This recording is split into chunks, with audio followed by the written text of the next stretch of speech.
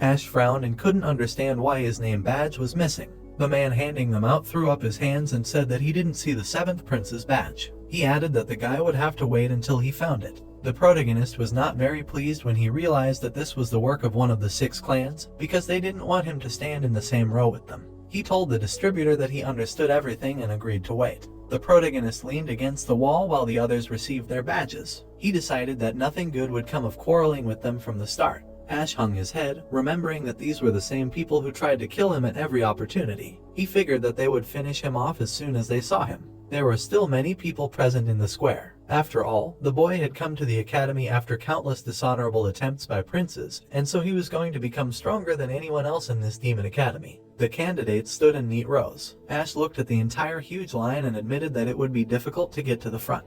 The crowd mocked him because he had a black badge with the number 7 on it. This meant that he was an heir candidate who did not belong to any of the 6 clans. People discussed the rumors that Ash did not know any martial arts styles, and believed that because of this, he would be the first to fail. The protagonist made an offended face and folded his arms. He understood what they were whispering, even if he could not hear them. He decided to just let the others laugh at him. Ben noticed the protagonist standing in the distance and thought it was funny to see him at the very end. The left guard smiled and decided that this bastard child of the Lord had chosen a funny way to gain attention. The sound of a horn was heard. The crowd gathered in the square heard it and perked up. This sound meant that those who everyone was waiting for would soon arrive. Upon seeing the Lord, the candidates stopped chatting. The sound of footsteps became audible. 4 more figures were coming out to the people. The crowd seemed to forget how to breathe while they were looking at them. In front walked a man with a small beard and mustache. He was followed by a man in a mask and a man with a katana. The Lord walked up the steps to the throne. The man with the katana tripped and accidentally hit Ben in the shoulder, then realized with irritation that this drunkard had come in shabby clothes. Hank, the right guard, held a flask of alcohol in his hand.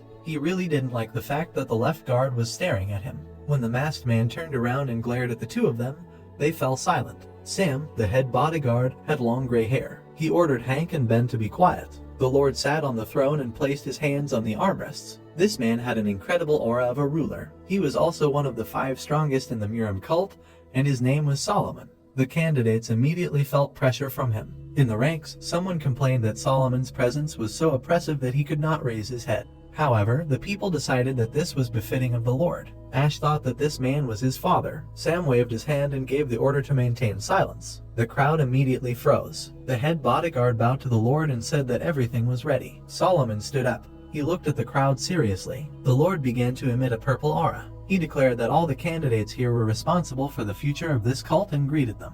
The voice was so clear that the candidates were afraid. They felt Kai for the first time. The protagonist also tensed up. He noticed that Solomon's voice sounded like he was just talking, but it was very clear and distinct. The Lord shouted to the crowd that in this place, the teachings and shackles become the strength of the cult.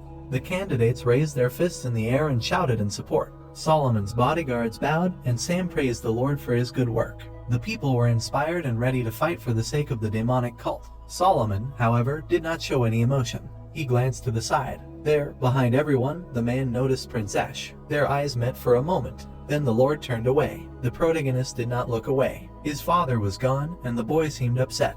The protagonist met him for the first time, and all he got was his cold eyes. He raised his head proudly, as he had not expected anything, since this man had not shown up even after his mother had died. Then announced that now that the master's welcoming speech was over, they could begin. Some of the candidates continued to chat, ignoring him. The left bodyguard ground his teeth in anger. He shouted at the frightened crowd for not standing properly. Ben was furious, and it was almost physical. He looked at the offenders, noted that standing properly was not that difficult, and urged them to listen carefully. Ben folded his arms over his chest and explained that training at the academy would last 4 years and consist of 6 stages, after each of which the guys would have a test and only 1 chance to pass it. The candidates began to worry when they heard about 1 chance. They realized that if they could not complete the task on the first try, they would fail. The left bodyguard grinned when he realized that his words had reached the audience. He confirmed that whoever did not pass would be expelled immediately. One guy raised his hand and said that he had a question. This man was the confident Jeffrey. Ben looked at him, paused, and then became indignant, because no one allowed such a freak to ask questions. Jeffrey was shocked. He got angry, thinking that he had not heard. Ben's aura flared even more. He wondered if the heir of the Sword Clan really had a problem with him calling him a freak, and added that everyone present should have known that from the moment they were enrolled in the academy,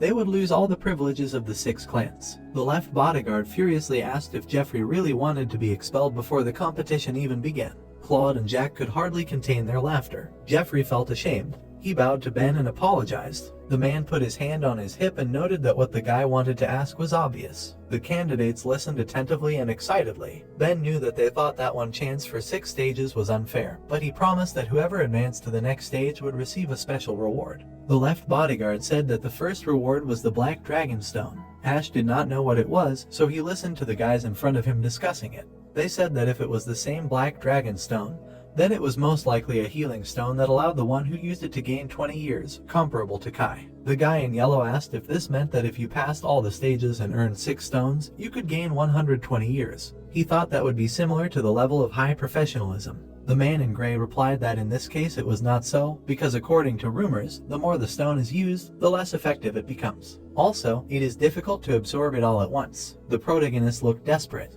He had to go through 6 stages, but he currently had no Kai. However, he thought that if he passed, he would be able to increase it several times. Ben spread his hands and said that the second incentive was a book of martial arts secrets. He noted that all candidates knew martial arts, so they should understand the importance of such books. The man added that the library of the Demon Academy was located on 5 floors, and each time the guys passed the test, they got access to 1 floor. Ben explained that depending on the efforts made, students would have the opportunity to study the secrets of the 6 clans and even gain access to secret manuals on different martial arts. The candidates were inspired. One of them began to dream about being able to study divine phonology. His neighbor added that then it would be possible to become one of the Murim masters. Ash became more serious. He decided that in terms of survival, books on martial arts were more important than Kai. Ben pointed out with a wicked expression that most of those present would not make it to the 5th floor even if they were resurrected, so he urged them to stop dreaming about it.